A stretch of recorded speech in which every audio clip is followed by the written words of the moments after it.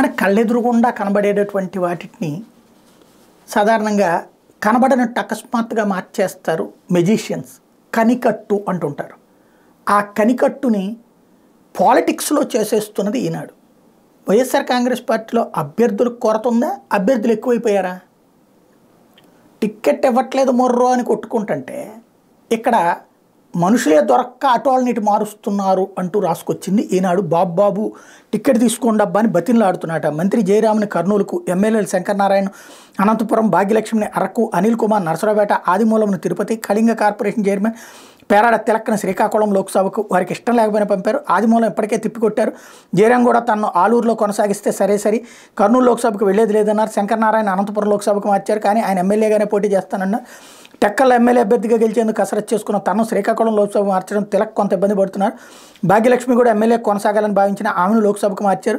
నెల్లూరు నగరంలో తానే పోటీ చేస్తాను బేరాలపైకి అనిల్ కుమార్ను నరసరావుపేటకు మార్చారు. చేసేది లేక అనిల్ అయిష్టంగా సిద్ధమయ్యారన్నట్టు వార్తలు రాసుకొచ్చారు. ఖచ్చితంగా కాకపోతే అయిష్టంగానే ఉంటుంది. ఎమ్మెల్యేలు ఓ దరిద్రం ఏంటంటే ఎమ్మెల్యే నుంచి ఎంపీ అంటే ప్రమోషన్, కానీ ప్రాంతీయ పార్టీలో ఎంపీ అంటే ఒక డిమోషన్ కిందనే ఫీల్ అవుతున్నారు. ఇది నెంబర్ 1. ఆ విషయంలో ఓకే. రెండవది, అసలు ఎందుకు మార్పు చేర్పులు జరుగుతున్నాయి? ఇది తెలియదా పత్రికకి? జనానికి తెలియదా? సామాజిక సమీకరణాలు లేదా ఈనాటి కార్పొరేట్ భాషలో చెప్పాలంటే సోషల్ ఇంజనీరింగ్. ఇప్పుడు చూడండి, కమ్మ సామాజిక వర్గానికి బలమైనటువంటి సీట్లు ఏంటి? ఖచ్చితంగా వాళ్ళు మాత్రమే పోటీ చేయాలనేటువంటి సీట్లు వాళ్ళు చేస్తేనే గెలుస్తారని బలంగా ఫీల్ అయిపోయి ఇంకొకళ్ళు అసలు అక్కడిది ఓట్లు తక్కువ ఉన్నారు, కానీ వాళ్ళకే సీట్లు ఇస్తా వచ్చినటువంటిది. నరసరావుపేట ఈ దఫా బీసీకి ఇచ్చాడు అనిల్ కుమార్. గుంటూరు కాపుకి ఇచ్చారు. ఎప్పుడు కమ్మ సామాజిక వర్గంగా చేసేది అక్కడ. అట్లాగే తీసుకొచ్చి విజయవాడ ఒక్కటి కేసినేని నానికి ఇచ్చారు. ఏలూరు యాదవ్కి ఇచ్చారు బీసీకి. అట్లాగే రాజమండ్రి ఇప్పుడు సెట్టిబలిజికి ఇచ్చారు. ఇవన్నీ ఏ లెక్కలోకి వస్తాయి?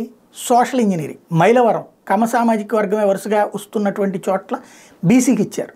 ఒకప్పుడు తెలుగుదేశం పార్టీ అక్కడ బీసీకి ఇచ్చింది జ్యేష్ఠ రమేష్ లాంటి వాళ్ళకి, కానీ ఆ తర్వాత మళ్ళీ కమ్మ సామాజిక వర్గం లాక్కుంది. అప్పటి నుంచి వడ్డే శోభనేశ్వరరావు కావచ్చు, లేకపోతే దేవినేని ఉమా కావచ్చు, లేకపోతే చనుమోలు వెంకట్రావు కావచ్చు, లేకపోతే ఇప్పుడు వసంత కృష్ణప్రసాద్ కమ్మే తీసుకుంటున్నారు, కానీ అక్కడ బీసీలు ఎక్కువ ఉన్నారు. అట్లాంటి లెక్కలు వేసుకున్నారు. గెలవచ్చు గెలవకపోవచ్చు, బట్ సోషల్ ఇంజనీరింగ్ అది. సోషల్ అంటే ఏ కులాల వాళ్ళు ఇప్పుడు ఒక నియోజకవర్గంలో ఏ క్యాస్ట్ వాళ్ళు ఎక్కడ ఎక్కువ ఉన్నారో లెక్కలేసి ఇస్తున్నటువంటి సందర్భం. దాన్ని కొంచెం జాగ్రత్తగా వక్రీకరించేటటువంటి వ్యవహారం ప్రస్తుతం నడుపుతున్నది. నడవనండి, ఎంతకాలం ప్రజలు అబద్ధాల మీదన బ్రతుకుదాం అనుకుంటున్నారనే చూసుకుంటారు వాళ్ళు కూడా.